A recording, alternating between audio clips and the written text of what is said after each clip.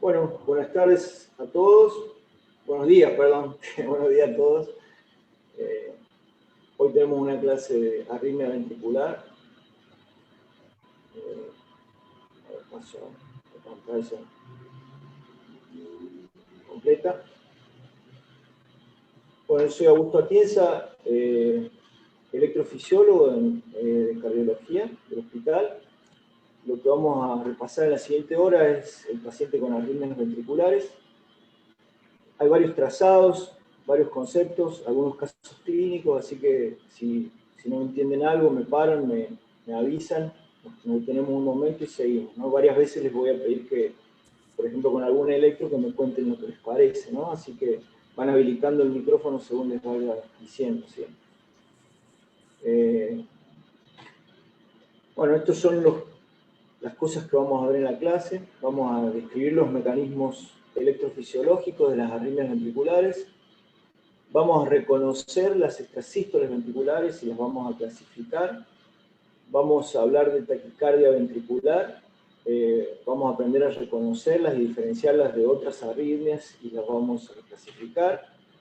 Y dentro de esto, el diagnóstico diferencial con otras arritmias, como dije recién. Y finalmente, vamos a ejercitar reconocimiento electrocardiográfico y casos clínicos. Comenzamos con esto que es, digamos, el kit de la cuestión, por eso presten mucha atención. Este es el esquema del sistema de conducción normal. Sabemos que un latido normalmente se origina en el nódulo sinusal, que está ubicado anatómicamente en la aurícula derecha alta, viaja a través de la aurícula, inicialmente originando la onda P, como expresión eléctrica de eso es la onda P, y luego en la aurícula derecha baja, septal, está ubicado el nodo AB. Desde el nodo AB, para ingresar al ventrículo, hay una zona sola, o sea, una sola forma de ingresar normalmente, que es a través de un sistema de conducción especializado, que es el haz de His, que como ven, está ubicado en la zona del septum, en la porción membranosa del septum, y es lo único que normalmente conecta eléctricamente el tejido auricular con el tejido ventricular. El haz de His se continúa en dos ramas, la rama derecha, muy fina y larga, que va hasta la zona del músculo capilar derecho, y la rama izquierda, más importante, que se divide en dos fascículos. El fascículo posterior, que es más ancho y tiene mejor conducción, y el fascículo anterior, que es más delgado. Cada uno va hacia una zona de los pilares.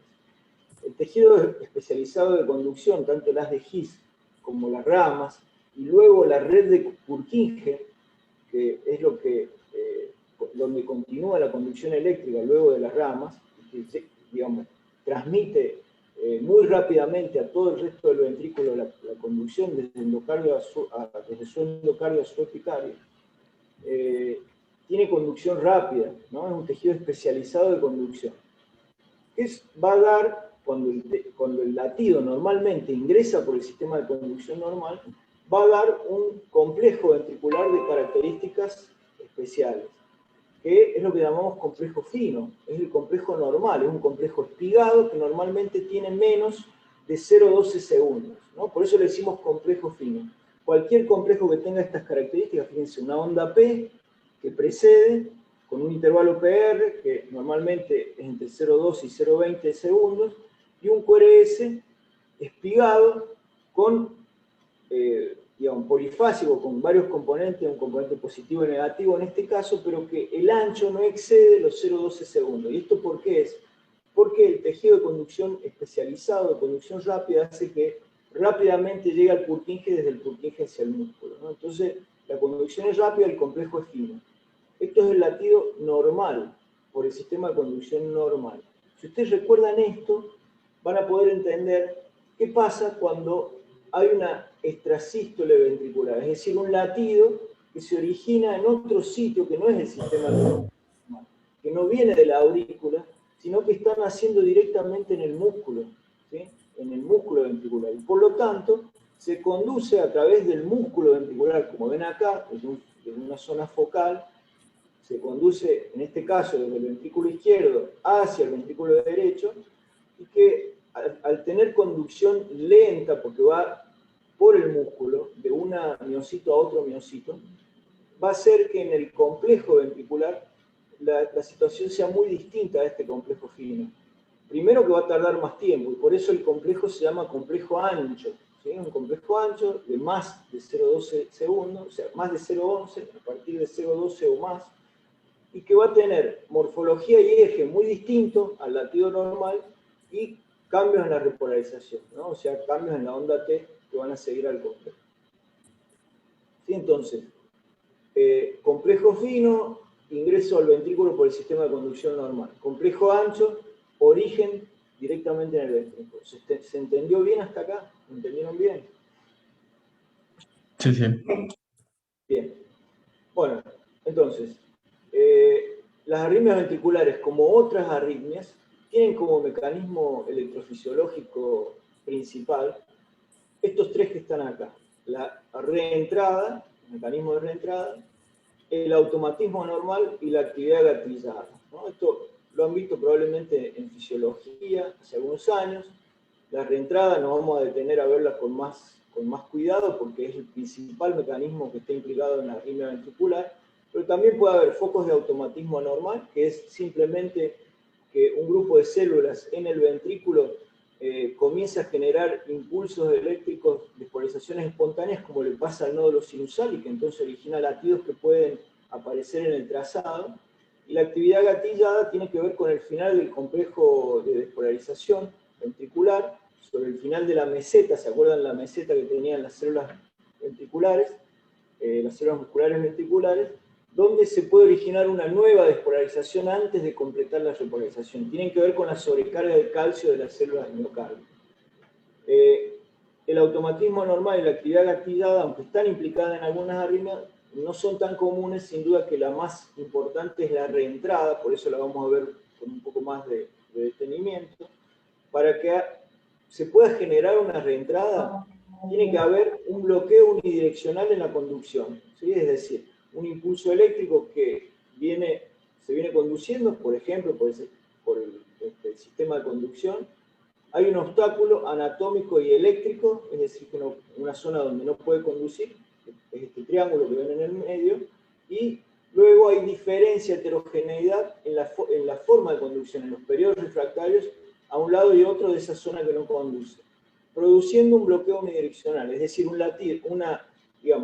bloqueo en la conducción en un sentido, porque está refractaria y no puede conducir en este sentido, pero que en forma retrógrada, como ven acá a la derecha, sí puede conducir en forma lenta, pero sí puede conducir. Es decir, un impulso, un latido que baja por acá, pasa por esta rama, ¿sí? Pero no por la otra. Cuando da la vuelta, puede pasar en forma retrógrada a través de esa zona de conducción lenta que está bloqueada en forma anterógrada, y ese pasaje origina que nuevamente se vuelva a producir el mismo círculo y la reentrada, y bueno, da origen a taquicardias, a latidos únicos o a taquicardias que repiten y que van a ser muy constantes en los intervalos o en los periodos o en la cantidad de tiempo que hay entre el latido previo y la extrasístole, ¿sí? Así que para que se produzca reentrada, zona eléctricamente neutra, conducción diferencial con heterogeneidad de periodos refractarios, bloqueo unidireccional en un sentido y conducción retrógrada para que se genere la reentrada. Acá está repetido los conceptos, bloqueo unidireccional. La onda de excitación debe progresar por el circuito y continuar su avance al llegar al punto de origen, es decir, nuevamente originar otro círculo, otra vuelta. Debe detenerse la excitación al interrumpir la continuidad en el circuito. Si nosotros de alguna forma interrumpimos el circuito, la arritmia corta. En los pacientes que tienen corazones enfermos, por ejemplo, cicatrices de infarto, zonas que son eléctricas, una zona de cicatriz, ya no tenemos más músculo, hay tejido fibrótico, y por lo tanto tiene otras propiedades eléctricas. Bueno, no van a conducir los impulsos eléctricos como si lo hacen las células miocárdiacas. Entonces, alrededor de las zonas de necrosis es donde se pueden originar los sitios de reentrada, ¿no? Por lo cual este mecanismo es el más común en los pacientes que tienen corazones enfermos, ¿no? Corazones con hipertrofia severa, con miocardiopatía hipertrófica, que tienen zonas de fibrosis. corazones con infarto, con miocardiopatía dilatada, como se ve en el Chagas y en otras miocardiopatías dilatadas que llevan a insuficiencia cardíaca, ¿no? Entonces, la reentrada es típica de los corazones enfermos. Y es el más frecuentemente involucrado en la aparición de las arritmias ventriculares. ¿Qué les parece este registro? ¿Alguien se anima a decir qué ven acá? ¿Es un ritmo sinusal? No. Parecería ser sí sinusal, pero Claro, irregular. como que tenés un principio antes de que inicie la arritmia, donde sí tenés tres latidos que tienen ritmo sinusal, Bien. que tienen Perfecto. QRS angosto, que tienen una onda T positiva, o sea, Bien. de las mismas, no me sale. Misma polaridad que el QRS. QRS, De la misma polaridad que el QRS, eso querés y decir. después, ¿no? como Normal. que comienza la arritmia. Bien. Pero todo esto es arritmia también después de, No. de este latido distinto, ¿no? Vuelve el ritmo normal, ¿no? Sí.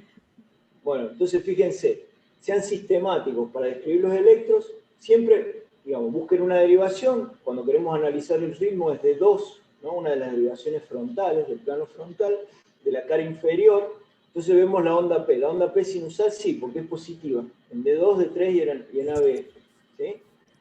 Va seguida, tiene un intervalo PR normal y va seguido de un QRS. ¿Ese QRS cómo es? Es un QRS, como me dijiste, fino, ¿no? Un QRS conducido por el sistema de conducción normal, porque tiene menos de 0,12 segundos. Pero de repente, en el quinto latido, se ve que hay un latido que está anticipado, ¿sí? Porque fíjense que está más pegado al QRS previo, no tiene onda P previa y es un complejo ancho. Si dijimos que es ancho, por lo tanto, ¿de dónde viene? Del ventrículo. El ventrículo. Están haciendo directamente en el ventrículo, ¿no? Como habíamos hablado, directamente en el músculo ventricular. Y por lo tanto, no solo el complejo es distinto en su eje, en su morfología y tiene características del complejo ancho, sino que tiene un cambio en la repolarización. La onda T es distinta, es oponente al QRS. En este caso tenía la misma polaridad que el QRS, ¿no? En los complejos normales, ¿no? Bueno, entonces, es un ritmo sinusal normal con un latido anticipado. ¿Cómo se llama ese latido? Extrasístole, porque es un latido que está anticipado. Pero ¿es supraventricular o es ventricular? Es ventricular, por lo que dijimos recién, porque es un complejo ancho, ¿sí? Ahí está marcado. Y acá repasamos las características de las extrasístoles ventriculares, que si lo entendieron, lo van a poder rápidamente recordar. ¿Cuáles son las características para decir que es ventricular? Que el QRS tiene más de 120 milisegundos, ¿no? Lo que habíamos dicho, complejo ancho. Que la repolarización está alterada y tiene ondas T oponentes, cambio secundario en la repolarización, se llama eso. Que hay una pausa compensadora después de la extrasístole, como está anticipada, hay una pausa compensadora posterior, y que en este caso además es completa, ahora van a ver por qué le digo completa. Y tiene un intervalo de acoplamiento fijo o variable. ¿Qué es el intervalo de acoplamiento? Es el tiempo, lo que les decía recién con las reentradas. Es el tiempo entre el latido normal previo y la extrasístole. ¿Sí? Entonces, fíjense, onda P, QRS, complejo fino, pigado de menos de 0,12 segundos, o sea, menos de 3 cuadraditos, es normal. Este latido está anticipado porque está muy cerquita del latido normal y tiene complejo ancho, más de 0,12, onda T, oponente, negativa, cambio en la repolarización, un intervalo de acoplamiento que es este intervalo de tiempo entre el QRS previo y la extrasístole, y la pausa compensadora. Fíjense que va seguido de una pausa después, hasta el siguiente latido normal, ¿sí? Le decimos que es completa cuando el intervalo entre la P previa y la P posterior a la extrasístole es igual a 2 intervalos PP, ¿sí? O sea que acá hay una onda P, fíjense que acá se ve una partecita de la onda P, al final de la T, ¿sí? pero obviamente no puede ser conducida, no es conducida hacia el ventrículo porque está refractario el sistema de conducción porque acaba de despolarizarse por el extrasístole, entonces no conduce. Pero este intervalo desde acá hasta acá, fíjense que equivale a 2 veces el intervalo previo, y por eso decimos que es completo. Las pausas compensadoras completas son típicas de las extrasístoles ventriculares, ¿no? Les permite diferenciarlo de las extrasístoles supraventriculares, que tienen complejos finos, que se originan en la aurícula, ¿no? Que, bueno, es para analizar en otra clase, pero, digamos, ya tienen los elementos para diferenciar una de otra. Las extrasístoles se pueden presentar aisladas, como esa que vimos recién, o con periodicidad, como se ve acá, ¿no? Periodicidad significa que hay una secuencia de latidos normales y extrasístoles, ¿no? Si tienen un latido normal y una extrasístole, con pausa, fíjense, latido normal, extrasístole, latido normal, extrasístole, esto se llama bigeminia ventricular. Si tienen 2 latidos normales y una extrasístole, 2 latidos normales y una extrasístole, y eso se va repitiendo, hablamos de trigeminia ventricular, ¿sí? Y después cuadrigeminia, etc., ¿no? Siempre la extrasístole es única y lo que se van sumando son latidos normales en cuanto a la periodicidad, ¿sí? Entonces, ¿cuáles son las características que pueden tener las extrasístoles ventriculares? Tener toda la misma morfología, en ese caso le llamamos monomorfas, tener distinta morfología, le decimos que son polimorfas, presentarse bigeminadas o trigeminadas, presentarse en pares, es decir, tener 2 extrasístoles seguidas, o estar interpoladas. Interpoladas es cuando no van seguidas de pausa compensadora, sino que están entre 2 latidos normales y no hay pausa compensadora posterior. Cuando ustedes juntan varias extrasístoles ventriculares, más de 2, vieron que recién les dije que puede haber pares, o duplas se llaman, ventriculares, cuando tienen 3 o más extrasístoles ventriculares, hablamos de taquicardias ventriculares, TB, ¿no? Y acá están las definiciones más importantes con taquicardia ventricular. Primero, si decimos que es taquicardia, significa que la frecuencia va a ser mayor a 100 latidos por minuto, ¿no? Entonces, 3 o más latidos sucesivos de origen ventricular, que ustedes ya saben reconocerlo, y con una frecuencia mayor a 100, ¿sí? La vamos a clasificar a las TB en no sostenidas o sostenidas. ¿Qué es lo que da esa diferencia? En la duración en tiempo, 30 segundos. Si duran 30 segundos o más, decimos que son sostenidas. O si hubo que hacer una cardioversión por la urgencia antes de esos 30 segundos, ¿no? También. Si dura menos de 30 segundos, es no sostenido. Si todos los latidos son iguales, la TB, la taquicardia ventricular, es monomorfa. Todos son similares y incluso son estrictamente regulares, es decir, la variación de latido a latido del intervalo RR es menor a 0,04 segundos, es decir, un cuadradito del electro, ¿no? 40 milisegundos. O si todos los latidos van cambiando, decimos que es polimorfa, ¿sí? Miren, ¿qué les parece esta? Los primeros 2 latidos son normales, ¿no? Tiene onda P, tiene QRS, el QRS es fino, es pigado y es fino. Pero desde este latido en adelante, ¿qué apareció? Ahí aparecen varios latidos ventriculares seguidos. ¿Puedo hacer una consulta? ¿Por qué el QRS se ve negativo? No es negativo el QRS. El QRS es esto, hasta acá. Esta es la onda T, es la repolarización, ¿sí? Tenés que diferenciar el QRS en sí. A veces cuesta, porque si está muy rápido, cuesta diferenciar el QRS de la onda T. Pero hasta acá es QRS. Y está ancho. Fíjense que tiene más de 3 cuadraditos. Se ve muy bien el inicio con una Q y después esto, ¿sí? Más de 3 cuadraditos. No, pero yo preguntaba por los latidos que están antes. Esto. No, porque pueden ser negativos. Eso depende el complejo, o sea, depende de la derivación. Claro, ¿y qué derivación estaríamos viendo? B1, B2 pueden ser negativos, siempre tienen una S pequeña y una S más profunda. Genial. Ven alejarse las fuerzas del ventrículo izquierdo, entonces puede ser B1 o B2, por ejemplo. ¿Sí? Ok, perfecto. Gracias. Entonces, aparece una salva de 1, 2, 3, 4, 5 latidos. ¿Sí? Son 3 o más, entonces pasa a ser taquicardia. La frecuencia entre uno y otro latido, fíjense que está en más de 100 por minuto, entonces es taquicardia, ¿sí? Porque tiene más de 100 latidos por minuto. Es taquicardia ventricular, sí, porque los complejos son anchos y tiene más de 3 latidos sucesivos. ¿Sí? En este caso, y digamos, por la duración, ¿dura más de 30 segundos? No, dura en este caso 3 o 4 segundos, ¿no? Y por lo tanto, es una TB no sostenida de 5 latidos. ¿Entendió? ¿Esto sería monomorfa? Monomorfa en este caso, sí. Sí. Fíjate que el intervalo RR y los complejos, aunque tienen mínimas diferencias, son similares. Acá ven otra, ¿no? Acá no se ve el inicio y el final, ¿no? Es probablemente sostenida porque dura más de 30 segundos y también monomorfa porque todos los complejos son iguales. ¿Sí? Entonces, taquicardia, regular, porque todos los intervalos RR son iguales, de complejos anchos, que dura más de 30 segundos. ¿Sí? Frecuencia mayor a 100, complejos anchos, regular.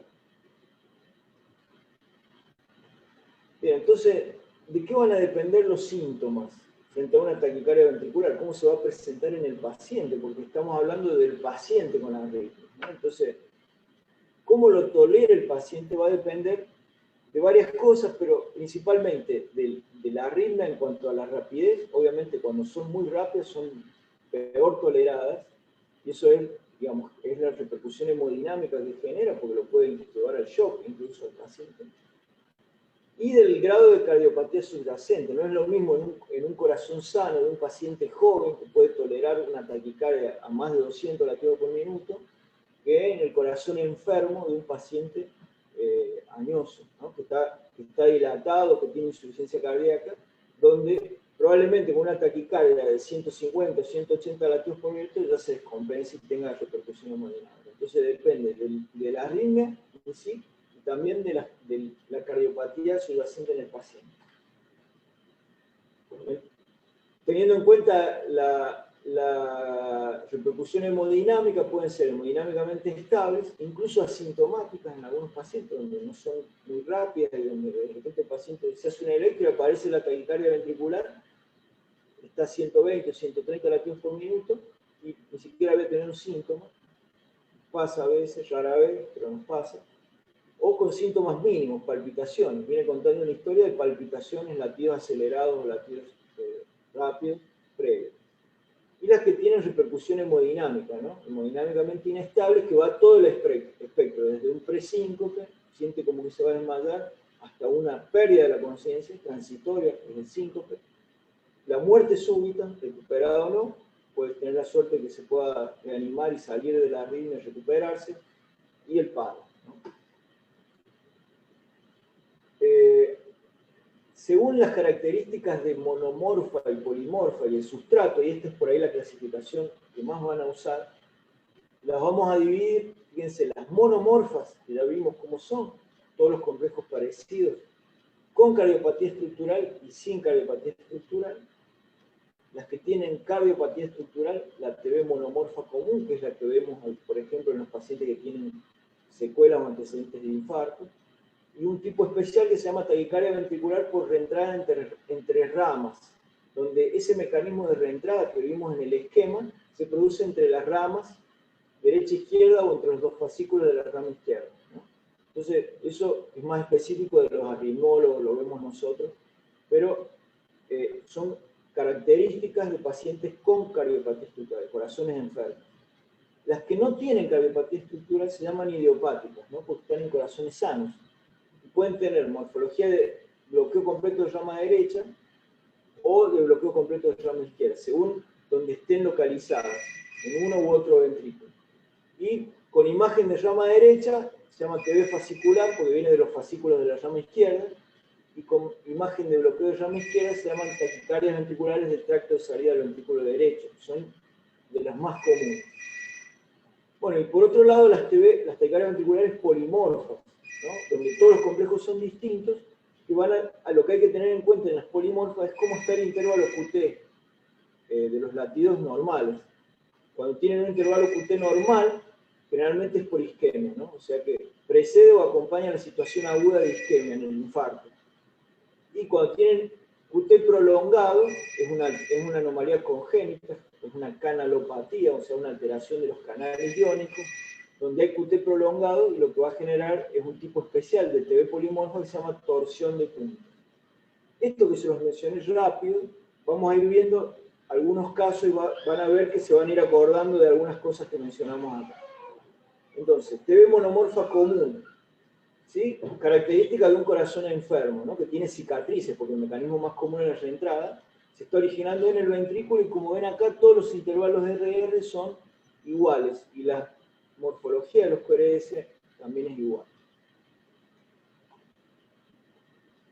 En este tipo de taquicardia ventricular, que es la más común, monomorfa común, las reentradas es el mecanismo más frecuente, la isquemia crónica y la necrosis, es decir, los parches de necrosis relacionados con un infarto, son los más común que esté relacionado como sustrato subyacente. Y siempre esta regla de que cuando se origina en el ventrículo izquierdo, la imagen va a ser de bloqueo de llama derecha. Y cuando se origina en el ventrículo derecho, la imagen va a ser de bloqueo de llama izquierda. O sea, porque la forma de conducirse a través del ventrículo va a ser similar a la que se ve cuando hay un bloqueo de la rama contralateral, ¿no? Que hace el mismo recorrido el impulso eléctrico. Si recuerdan el esquema que pusimos al inicio, lo van a poder entender ahí.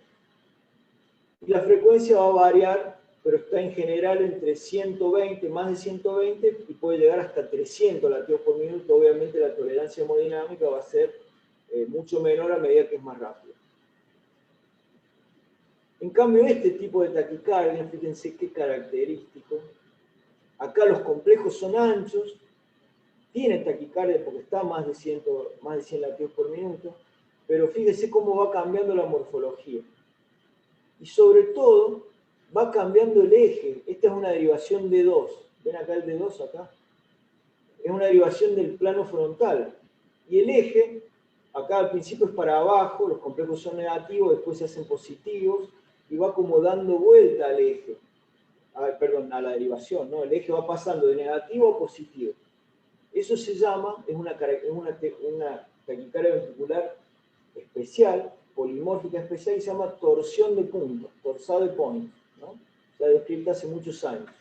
Y es característica de los pacientes que tienen QT largo, como lo ven en este. Al interrumpir la taquicardia o si tienen un electro previo del paciente, se van a encontrar esto, que el intervalo de tiempo entre el QRS y la onda T, fíjense qué largo es, ¿sí?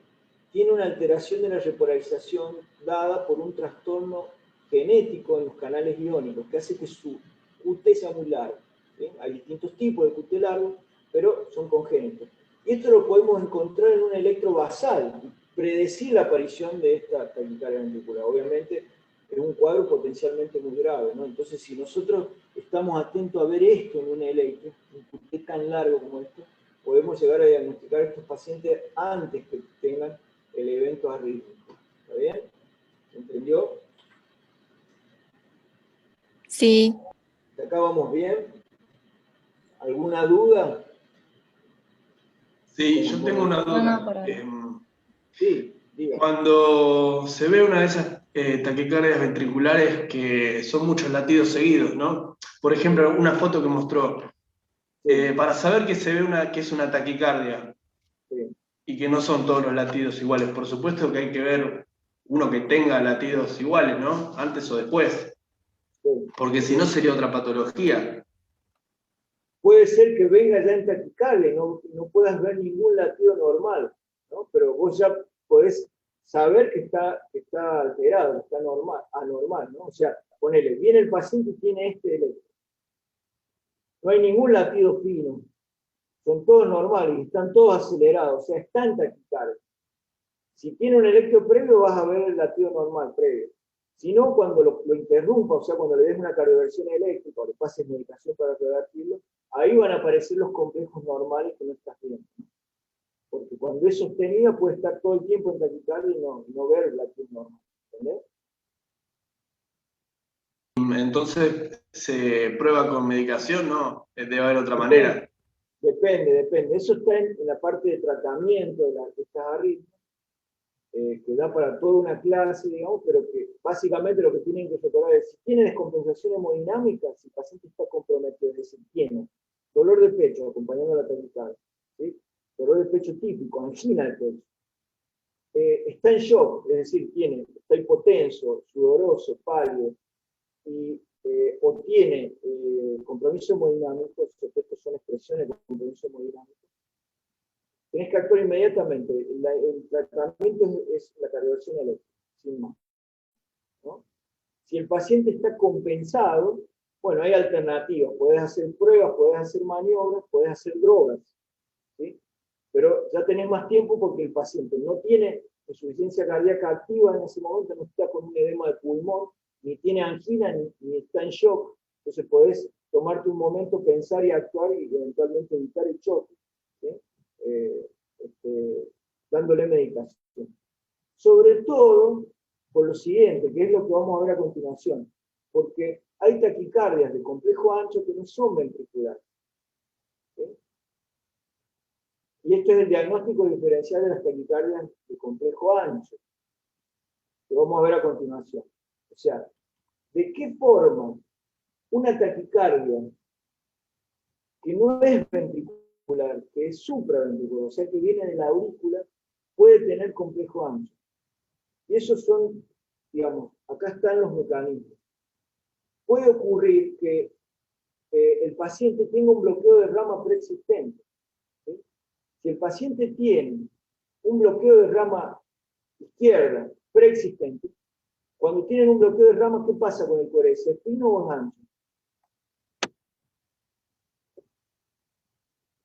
¿Qué les parece? Más ancho. Ancho porque ya no va por el sistema de conducción normal, como habíamos hablado, ¿sí? Sino que una de las ramas está bloqueada, entonces entra por la otra rama y tiene que conducir a través del músculo hacia el otro ventrículo donde no llega porque la rama está bloqueada. Entonces el complejo se ensancha. Entonces, si ustedes tienen un bloqueo de rama preexistente o un bloqueo de rama nuevo que aparece durante la taquicardia, porque, digamos, el sistema de conducción está enfermo y no da abasto para conducir la taquicardia, entonces, cuando pasan de 120 latidos por minuto, aparece el bloqueo de rama, eso se llama aberrancia en la conducción. Aberrancia en la conducción eléctrica por la rama izquierda o por la rama derecha, el complejo se hace ancho. Y ustedes pueden pensar que es ventricular porque es ancho, pero en realidad viene de la aurícula. Lo que está haciendo es conducir con un complejo ancho, ¿sí? Entonces, no todas las taquicardias de complejo ancho son ventriculares, ¿sí? Lo contrario no es cierto. Todas las taquicardias ventriculares tienen complejos anchos, ¿no? Pero no todas las taquicardias de complejo ancho son ventriculares. ¿Cuál es el otro mecanismo que puede haber para que sean anchos los complejos viniendo de la aurícula? Que entren al ventrículo por un sitio distinto al sistema de conducción normal. Habíamos visto en el esquema que normalmente entran solo por el haz de His, ¿se acuerdan? ¿Sí? ¿Alguien se acuerda qué es lo que pasa cuando hay un Wolf, Parkinson-White? Sí, hay una comunicación entre las aurículas y el ventrículo. Perfecto. Hay una banda de músculo, un haz accesorio, se llama, una vía accesoria o haz accesorio. Entonces es un remanente embrionario de músculo que persiste en la adultez, que conecta como un cortocircuito la aurícula y el ventrículo, en forma paralela, a través del anillo auriculoventricular, en forma paralela al sistema de conducción normal. Por lo cual, el latido puede ingresar al ventrículo por la vía accesoria. Si entra por la vía accesoria, va a entrar a través del músculo. ¿Y cómo va a ser el complejo? ¿Qué les parece? Ancho. Va a ser ancho, ¿no? Entonces, si, digamos, van a ver, si hay una parte que conduce por la vía accesoria y otra parte por el sistema de conducción normal, lo que van a ver es una onda delta, que es lo que caracteriza al Wolf. Pero si el complejo, el latido, conduce completamente por la vía accesoria y no por el sistema de conducción, van a ver un latido completamente ancho, y si hay una taquicardia que se conduce por la vía accesoria, se llama taquicardia antidrómica, ¿sí? Del Wolf, lo que van a ver es que entra por la vía accesoria y sube por el sistema de conducción normal, y hace una reentrada, una macro reentrada. Y eso da una taquicardia de complejo ancho, porque está entrando por la vía accesoria. ¿Sí? No es ventricular, pero es taquicardia de complejo ancho. O sea que son diagnósticos diferenciales. ¿Cómo los podemos diferenciar de los que realmente nacen en el ventrículo, ¿no? O sea, frente a una taquicardia regular de complejo ancho? Primero, la frecuencia. El 80% de las taquicardias de complejo ancho son ventriculares. O sea, es 4-1 la relación.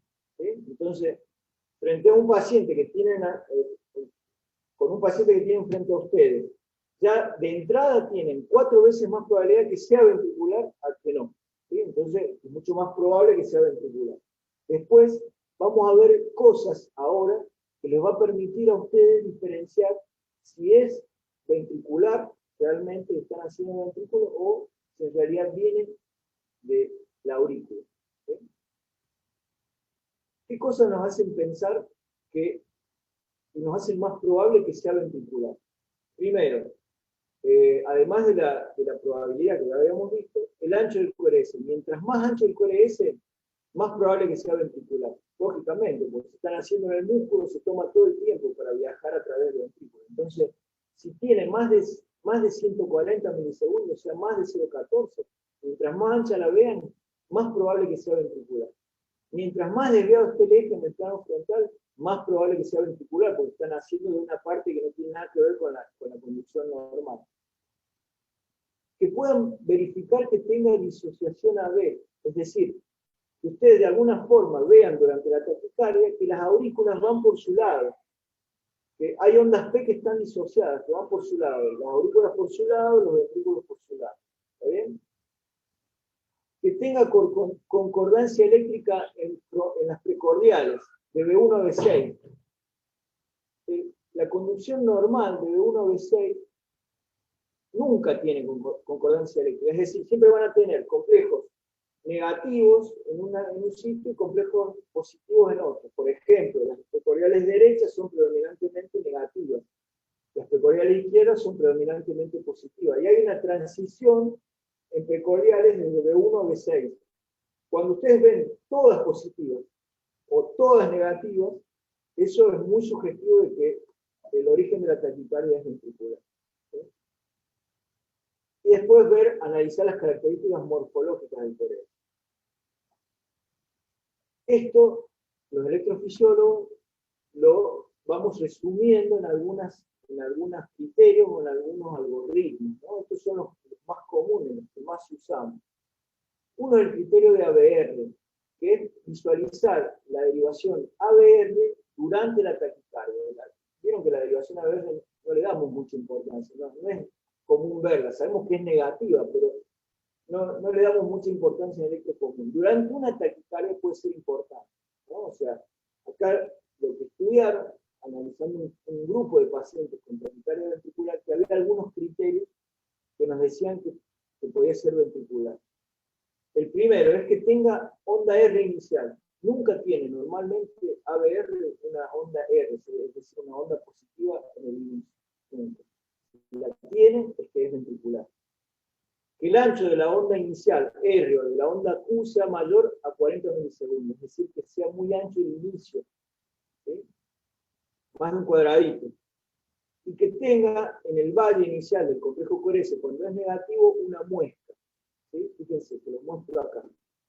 Miren esto, es una tira de ABR, ¿no? Que está magnificada, se ve, está agrandada, pero lo que podemos ver es una taquicardia regular, ¿sí? Está a 120 latidos por minuto aproximadamente.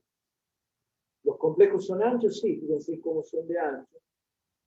Son negativos, que es una ABR negativa, es decir, no hay criterio de ABR con inicio positivo, pero en la muesca, en el valle inicial, es decir, en la rampa descendente del QRS, hay una melladura, una muesca. ¿La ven acá? Está marcadita con la flecha.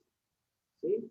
Esa melladura con ese inicio tan lento, mayor a 40 milisegundos, fíjense que el inicio desde acá hasta el nadir tiene prácticamente 2 cuadraditos y medio, ¿sí? O sea, 100 milisegundos.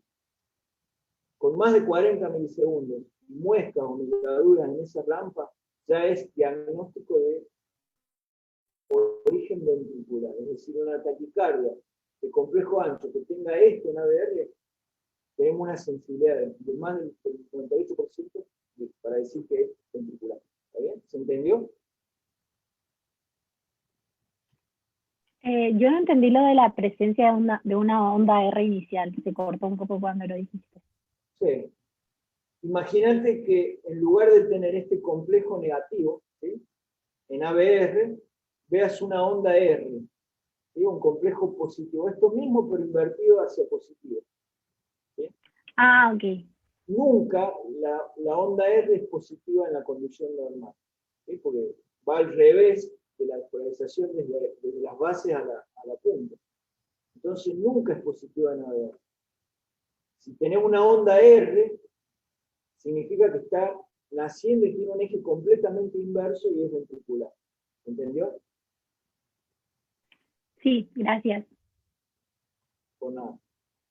Bueno, y el otro algoritmo que usamos es el algoritmo de Brugada, que tiene varios pasos, ¿no? Entonces vamos haciendo uno por uno, en forma sistemática, los pasos para decir si es taquicardia o no. El paso 1 dice ausencia de complejos RS precordiales, es decir, que no tengan transición entre cordiales, que no tengan complejos positivos, negativos, RS, ausencia de RS. ¿Eso cuándo lo van a ver? Cuando tengan concordancia positiva o negativa. Todos son R o todos son S. Perdón, todas son Q. Todas son R o todas son Q. Entonces es lo que habíamos dicho, concordancia positiva o negativa, que es bien típica de las taquicardias. ¿Se acuerdan que lo habíamos mencionado?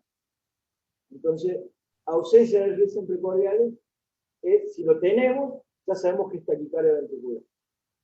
El paso 2 tiene si hay RS, hay que medir el inicio de la R hasta la parte más profunda de la S. Mientras más ancho sea, más probable que sea taquicardia. No importa, quiero que nos concentremos en el paso 3, que es comprobar la disociación aurículo-ventricular. Es decir, ¿cómo podemos saber, frente a una taquicardia de complejo ancho, que hay ondas P que están disociadas, van por su cuenta, van por su lado? ¿Sí? Y eso parece difícil de entender, difícil de buscar, pero fíjense que cuando lo vean algunos trazados, algunos electros, se van a dar cuenta que no. Si lo entienden, no se van a olvidar más. Entonces, fíjense este registro, ¿no? Es una derivación donde vemos una taquicardia de complejo ancho. ¿Sí? Es una taquicardia de complejo ancho, los QRS están ensanchados, están en 120 milisegundos, 0,12, y es regular. ¿Cómo sé si es ventricular o es supraventricular conducido?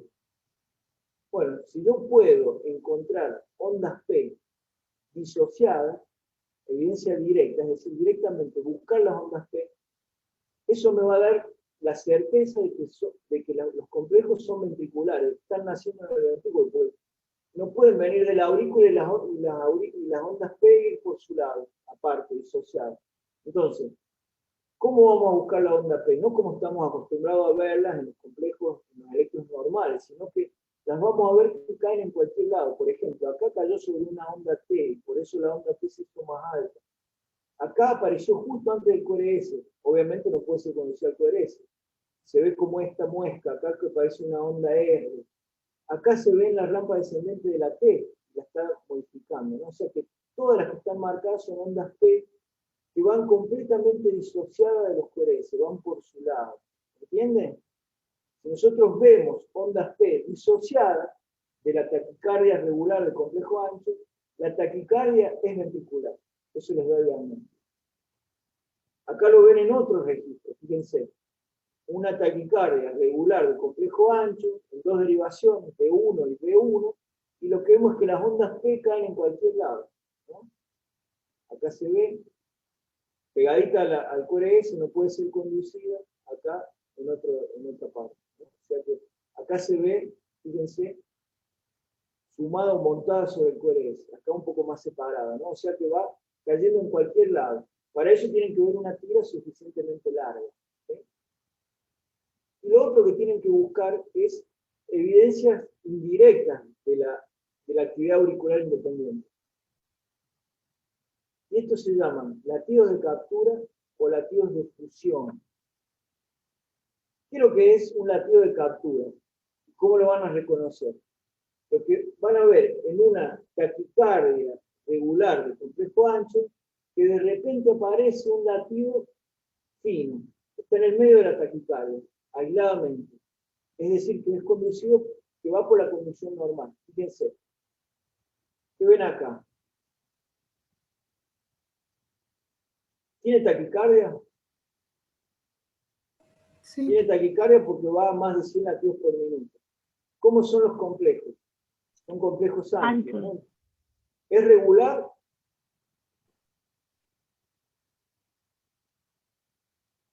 Es regular y es monomorfo, ¿no? Entonces, taquicardia, regular, monomorfa, de complejos anchos.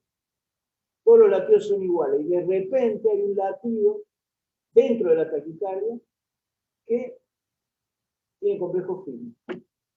¿Cómo se puede explicar ese latido de complejo fino dentro de la taquicardia? La explicación es que hay actividad auricular independiente, es decir, que de repente, cuando lo permitió, cuando no estaba refractario el sistema de conducción, un latido logró pasar desde la aurícula hacia el ventrículo por el haz de Hippo del sistema de conducción normal y despolarizó el ventrículo. Y luego sigue a través de la taquicardia, porque es un foco que está con una reentrada por su cuenta y continúa la taquicardia. Pero el hecho de que se vea un complejo fino significa que está viniendo de otro lado, que viene desde la aurícula y que por lo tanto está disociada. Entonces, ver durante una taquicardia de complejo ancho un latido normal, de conducción normal, se llama latido de captura, porque la aurícula captura el ventrículo, les da el sello de que la taquicardia es ventricular, porque si esta taquicardia viniera de la aurícula no podría tener un latido normal acá. ¿Entienden? Está disociada la aurícula. ¿Sí? Entonces, la presencia de un latido de captura es diagnóstico de taquicardia ventricular, de origen ventricular de la taquicardia. Lo otro, la otra cosa para reconocer es el latido de fusión. ¿Qué va a ser un latido de fusión? Es dentro de una taquicardia regular de complejo ancho, un latido que tiene características intermedias. No es exactamente igual a los de la taquicardia, ni es exactamente igual al latido normal.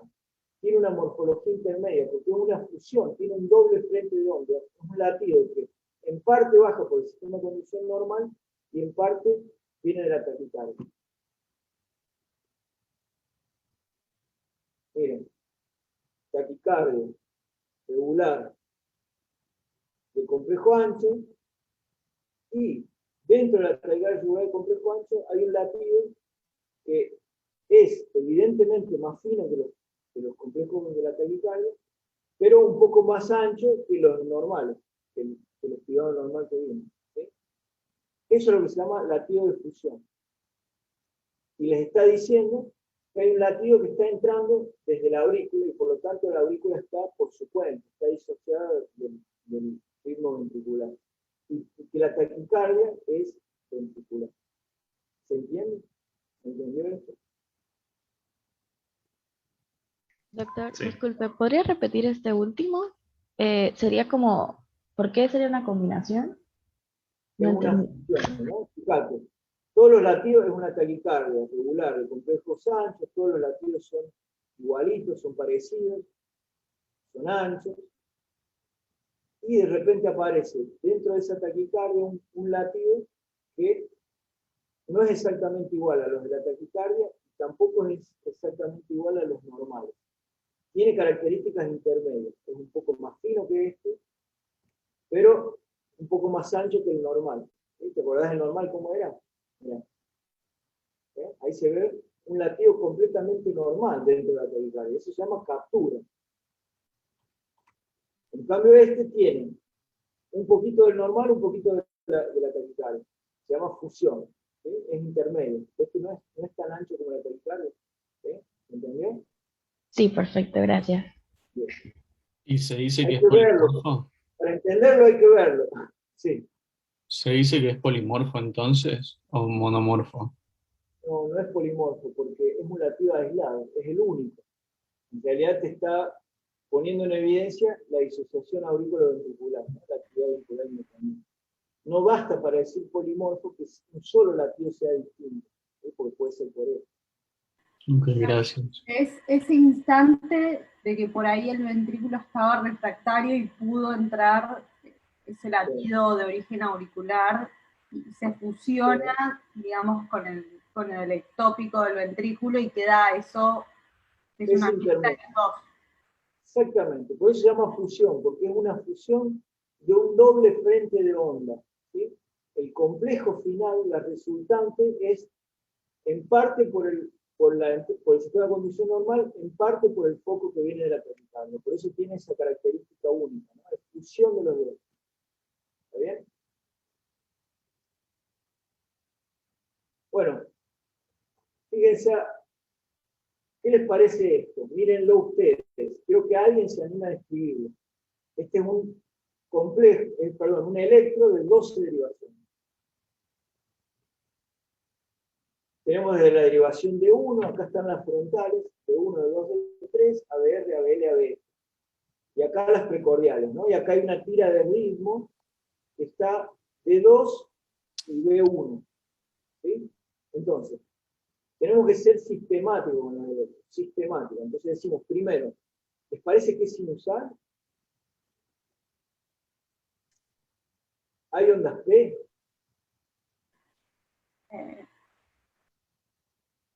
Yo no las veo. No. ¿Alguien se anima? No, No se ven, ¿no? no, No podés saber claramente ondas P. Entonces, primera pregunta, me van contestando ustedes. ¿Tiene taquicardia este paciente? Sí, está más o menos Claramente, 150 latidos. acá se ven los complejos, perdón, o sea, los cuadrados grandes y los cuadrados pequeños, ¿no? Acuérdense que un cuadrado pequeño es 300, dos cuadrados pequeños 150. Está aproximadamente a 150 latidos por minuto. Tiene más de 100, es taquicardia. Entonces, ¿es taquicardia? Sí. ¿Tiene complejos finos o complejos anchos? Complejos anchos. anchos. Bien. Entonces, taquicardia de complejos anchos. ¿Es regular o es irregular? Regular. Regular. Regular, ¿no? Entonces, tienen un diagnóstico. Taquicardia regular de complejos anchos. ¿Se animarían a decir que es ventricular o es supraventricular? Estadísticamente diría que es ventricular. Bien. Primero, acudir a la estadística, voy a decir, bueno, lo más probable es que sea ventricular, ¿no? 80%. Pero bueno, ¿hay algo más que les diga? Sí, es ventricular. Puede que se vean algunas ondas P disociadas. En Bien, B5, por buscar ejemplo. ondas P disociadas, ¿no? O sea, ver signos de actividad auricular independiente, ¿no? Que puede ser buscar las ondas P, que a veces cuesta mucho, pero podría ser acá, miren, por ejemplo. Esa. Y en Acá, D2, esto fue una onda P. 5 latidos después tenés otra también. 6 latidos después. Hay algo en este electro que les dice que es ventricular. Hay un latido, o algunos latidos que les está diciendo es ventricular. Ustedes están en condiciones de reconocerlo porque lo hemos visto recién. Fíjense. ¿Hay concordancia de las precordiales? Es correcto, es verdad. No hay RS en precordiales. Son todas positivas, ¿no? Así que eso es un fuerte indicio de que es ventricular. Sí, está correcto eso. Muy bien. Y hay algo más.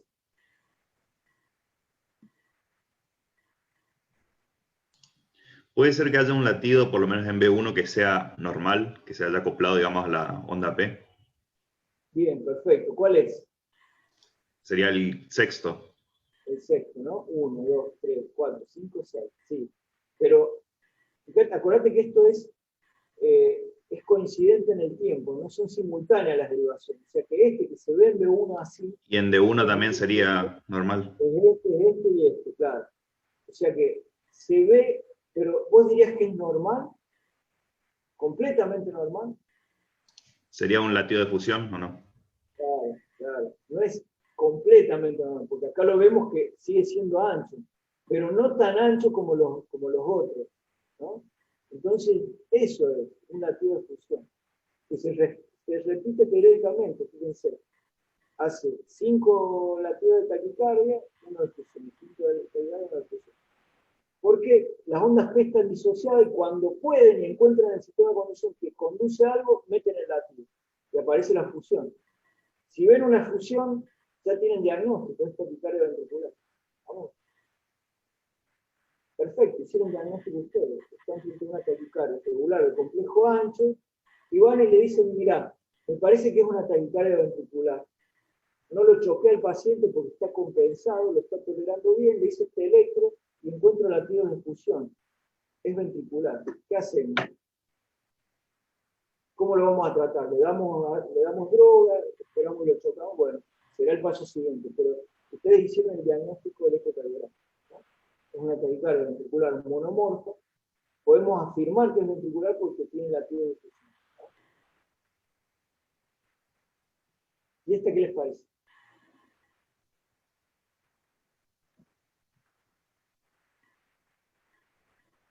Ya vamos terminando. Les voy diciendo yo. Esta taquicardia, como dijimos, siempre háganse estas preguntas ustedes, ¿no? Frente a un electro. ¿Tiene taquicardia? Sí, es taquicardia. Sí, Sí. taquicardia. ¿Tiene taquicardia? ¿Tiene complejos finos o complejos anchos? Anchos. Anchos. Sin duda complejos anchos, ¿no? Son bien anchos. ¿Pero es irregular? ¿Es monomorfa? No. No. No. Estamos discutido, ¿no? Porque hay como diferencias en el voltaje y en el ancho, ¿no? Hay algunos más altos. La polaridad es más o menos parecida, pero hay algunos más anchos y otros más finos. Y de distinto voltaje, ¿no? O sea que hay algún cambio en el grado de duración de los coherencias. Y Doctor, la pregunta. pregunta clave, sí, la pregunta clave, ¿es regular o es irregular? Ahora me decís, Irregular. ¿regular o irregular? Regular. Parece regular. Irregular. Bien. Para mí irregular. Tendríamos que votar, ¿no? Bueno, fíjense, si ustedes ven, por ejemplo, esta parte final, acá, está tan rápida que parece regular. Pero si ven estos dos latidos acá, ¿los ven? Están pegaditos. Ahí se Sí, acercó. irregular. Si ven acá, fíjense acá cómo se separa y después vuelve a estar muy rápido. ¿Sí? O sea que es irregular. Y la clave es que sea irregular. Entonces una taquicardia irregular de complejo ancho. ¿Sí? Esto tiene un diagnóstico muy importante de reconocer. Es una fibrilación auricular que característicamente es irregular. La fibrilación auricular saben que todos los latidos son distintos, son irregulares en cuanto a su intervalo, pero que está conduciendo por una vía accesoria, no es lo que les decía antes. No conduce por el sistema de conducción normal que la frena a la fibrilación auricular y la hace que nunca pase de 200 latidos por minuto. Está pasando directamente por la vía accesoria, por eso tiene ese inicio empastado que se llama onda delta, esa morfología de Wolf. Se llama fibrilación auricular wolfiana y es muy característica. Es lo que puede llegar a llevar al paro, a la muerte súbita a los pacientes con Wolf. Una fibrilación auricular muy rápida, conducida por la vía accesoria que termina fibrilando el ventrículo. Esto puede llegar a fibrilar el ventrículo y el paciente está jugando al fútbol, hace una FA que normalmente le daría nada más que palpitaciones, nunca pasaría el ventrículo a más de 200 latidos por minuto. Si tiene una vía accesoria se conduce así y le genera síncope y muerte súbita. O sea que si les llega un paciente con una taquicardia irregular de complejo ancho, piensen en esto. Y no se les ocurra darle algo para frenarla, como betabloqueantes o digoxina, que actúan en el nodo AB porque van a empeorar, van a hacer que conduzca más por la vía accesoria. ¿Sí? pueden usar es amiodarona y cardioversión eléctrica, ¿no? Es una indicación de cardioversión. Una pregunta, ¿qué tan frecuente es Wolff-Parkinson-White? No es frecuente, no es frecuente. No es frecuente, depende de la edad. Hasta 3% puede haber en pacientes, en poblaciones jóvenes, conducción por vía accesoria. ¿Sí? Pero para que sea síndrome de Wolff, vos tenés que tener taquicardias entrantes por la vía accesoria o algún evento como este, ¿no? Entonces depende de eso, ¿no? Pero es importante reconocer. ¿Quedó claro? Sí. Sí. ¿Alguna pregunta? Una pregunta. Estos pacientes que tienen este tipo de arritmia, o sea, yo le hago un electro en cualquier momento del día, por más de que no tenga síntomas, y lo encuentro a esto. No, esto no lo tolera mucho tiempo el paciente. Porque fíjate que está a más de 200 latidos por minuto, ¿no? O sea, taquicardia irregular de complejo ancho muy rápida, a más de 200 latidos por minuto, donde los complejos van cambiando y tienen un empastamiento inicial. El paciente puede ser que no esté descompensado, pero en general rápidamente se descompensa, ¿no? Este paciente es un paciente nuestro, entró a la unidad coronaria, comenzó con palpitaciones y a la media hora tenía signos de, digamos, de descompensación hemodinámica, estaba pálido, sudoroso y potenso. Entonces, tuvimos que cardiovertir. Previamente en la guardia le habían pasado, tengo que contarles, digoxina, ¿no? Habían, intentando frenarlo, o pensando que era otro tipo de arritmia, pero, digamos, eso solamente empeora la condición. Así que fue finalmente a cardioversión eléctrica y recuperó el ritmo normal. Lo que sí vas a ver cuando vuelva al ritmo normal, te va a aparecer la onda beta característica del Wolff. O sea que en el electro lo que podías ver antes o después del episodio es la patente de Wolff, que es PR corto y onda beta. Doctor, pregunta. Usted cuando explicó dijo que viéramos que era polimorfa, por ejemplo, porque tenía diferencias de voltaje y eso, pero en el anterior es monomorfa y también hay diferencias de voltaje. Entonces, ¿cómo sabría? Porque, tipo, dice monomorfa. Entonces, esa no sería como una característica fiel de que sea. Fíjate que los voltajes son similares, ¿no? Hay diferencia de voltaje, pero entre derivaciones, no en una misma derivación. Ah. Al menos, eso es importante, ¿no? Fíjate B4, son todos parecidos. ¿Sí? Claro, o sea, tendría que ver derivación por derivación, no entre todos. Perfecto, gracias. Fíjate B4 en esto, cómo va cambiando. ¿Ah? Sí, perfecto. Cambia de ancho y cambia de voltaje. En la otra, no. Es siempre en una derivación en particular. Claro, porque digamos, siempre vas a tener distintas morfologías en distintas derivaciones, pero cuando nos referimos a monomorfa es en una derivación. ¿Está bien? ¿Lo entendió? Perfecto, gracias. Seguimos. Ya es lo último. Repasamos brevemente el caso clínico. Paciente con arritmia ventricular, como dice el título de la clase. Paciente masculino de 73 años con antecedentes de hipertensión, lipemia y diabetes tipo 2, es decir, que tiene factores de riesgo coronario, con un episodio de síncope durante el esfuerzo, caminando. Un síncope que se produce durante el esfuerzo, atención, ¿no? Es un signo de alerta que puede ser un síncope cardiogénico y por lo tanto de riesgo. No había tenido dolor de pecho, recuperación espontánea, como caracteriza el síncope, y que tenía un ecocardiograma previo con leve hipertrofia ventricular izquierda, hipoquinesia aceptable, o sea, un trastorno segmentario de la motilidad del septo, y función sistólica conservada. Es decir, digamos, no estaba dilatado, pero tenía alguna alteración estructural, esta zona de movilidad disminuida, hipoquinesia aceptable e hipertrofia. En el electrobasal el ritmo estaba sinusal, 55 latidos por minuto, y tenía escasa producción de aire de 1 litro, pero los complejos eran, sí, normales. Se le pide un holter de 24 horas, que es la forma, uno de los estudios que no tienen que faltar frente a un paciente con síncope, y al ponerle el holter, el paciente sale de ponerse el holter, va y sube la escalera del subte, y cuando está subiendo la escalera del subte siente esto.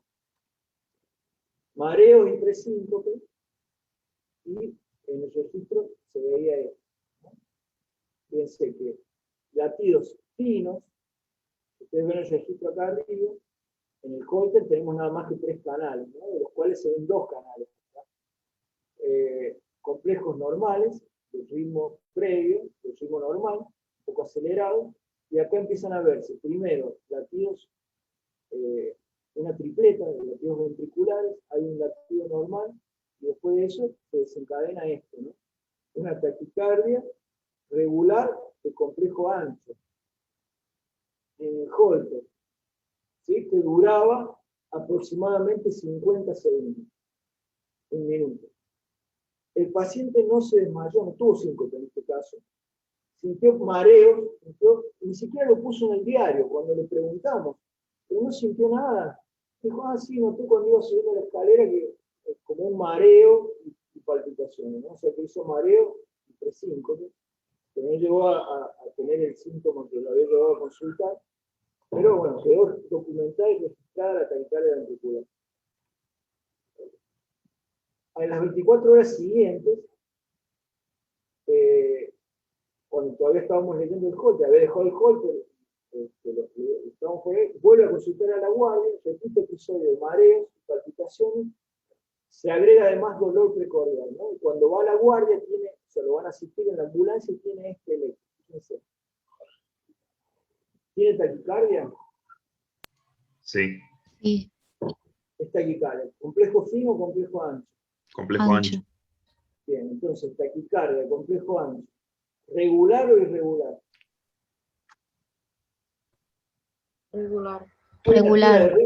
Que va cambiando porque todas las derivaciones son distintas, ¿no? Pero siempre vean una derivación, ¿no? Por ejemplo acá, ¿no? Regular. Una taquicardia regular o complejo ancho, ¿no?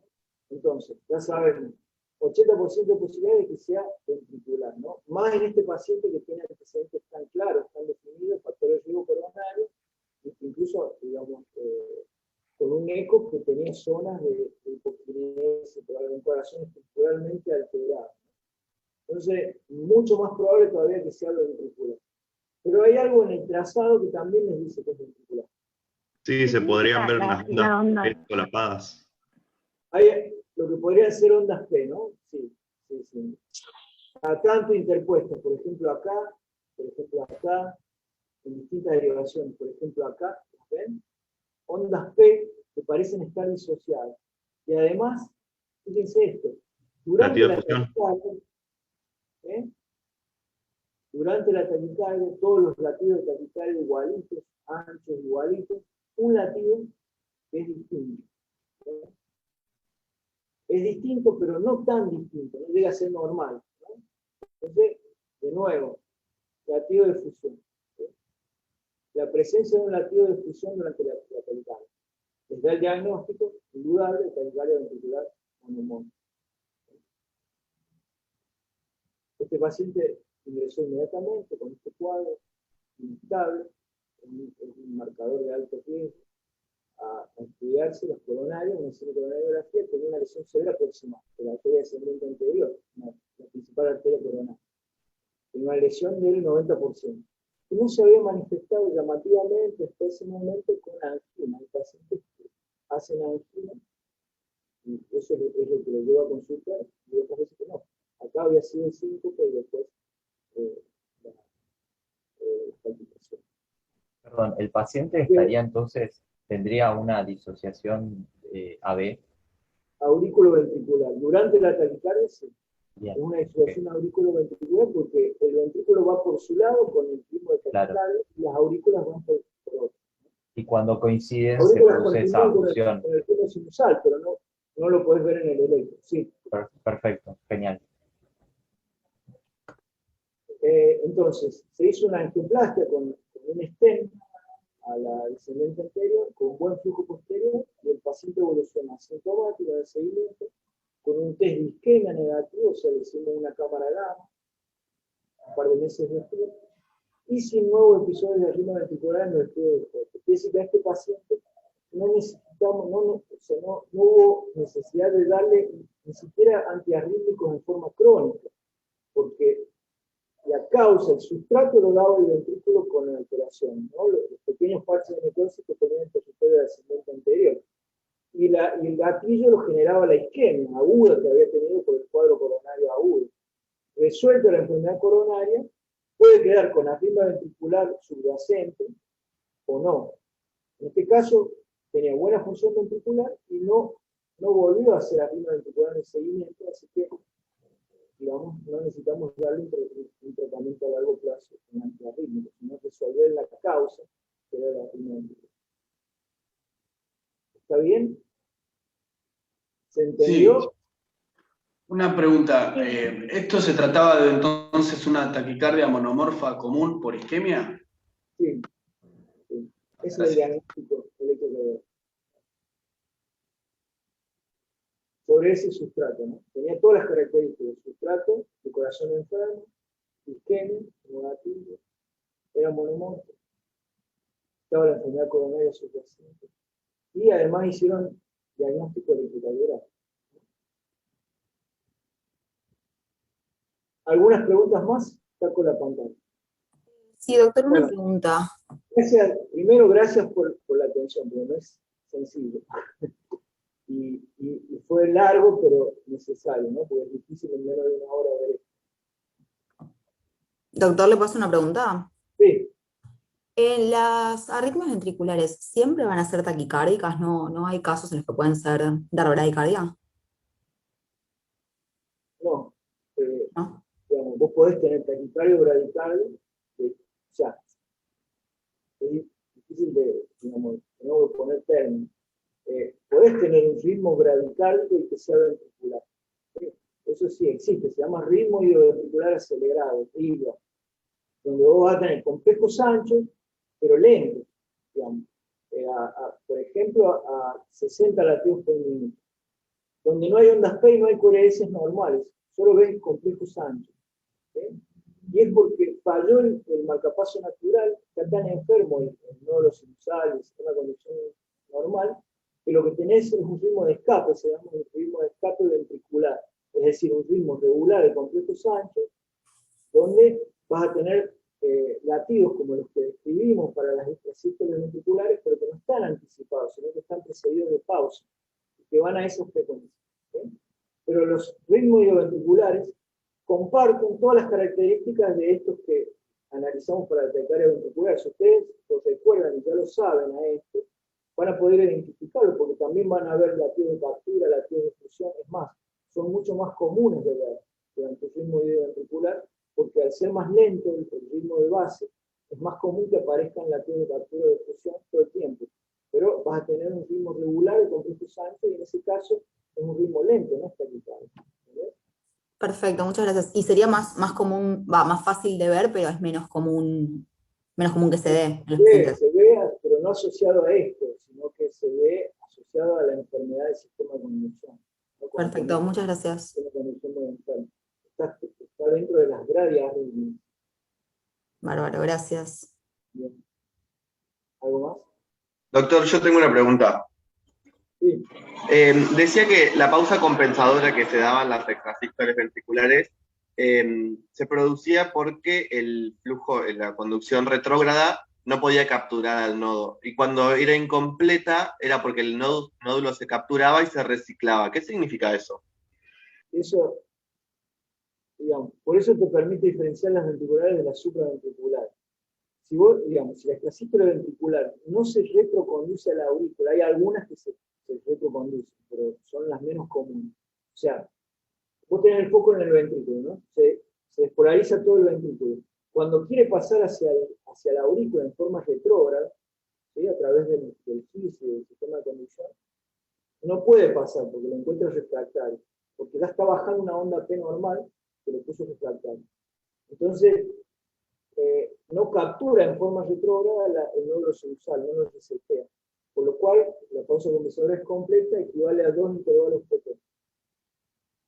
Si vos tenés una extrasístole supraventricular, está en la aurícula, naciendo en la aurícula, vas a tener una onda P de otra morfología, está anticipada, y esa onda P distinta va a capturar el nódulo sinusal. Por lo tanto, la onda P que la sigue va a estar más anticipada, porque no va a equivaler a 2 intervalos PP, sino que va a ser más corto. Por eso decimos que no completa, o incompleta. Porque es más corta, porque el nódulo sinusal se despolarizó por la extrasístole, porque era auricular. Bien, perfecto, gracias. ¿Algo más? Una pregunta, pero de curiosidad. ¿De dónde es? ¿Yo? Sí. De San Juan. Ah, Cachal, provincia de San Juan. notaba la tonada, pero no sabía identificar de dónde. Es difícil de desentrañarlo, pero muy presente. Perdón, doctor, otra pregunta. Creo que es bastante básica, pero me confunde un poco. ¿Qué significa que una onda P sea conducida? ¿Una onda P sea conducida? Sí. Digamos, es que una onda P sea conducida al ventrículo. Es decir, que baje por el sistema de conducción normal que vimos en el primer esquema, todo lo tienen en la clase, ¿no? O sea, ahí lo pueden repasar.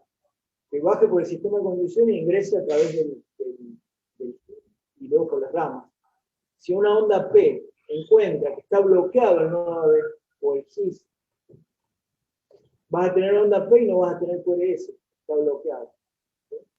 Y esos son los bloqueos AB, ¿no? Que es parte también de las gradias rítmicas. De repente tenés ondas P y no tenés QRS. Bien, gracias. Bueno, por ahí tienen otra clase, ya vamos cortando. Muchas gracias, doctor. Gracias, buena clase. Gracias. Muchísimas gracias. Gracias. Gracias, profe. Gracias. Chao, muchas gracias.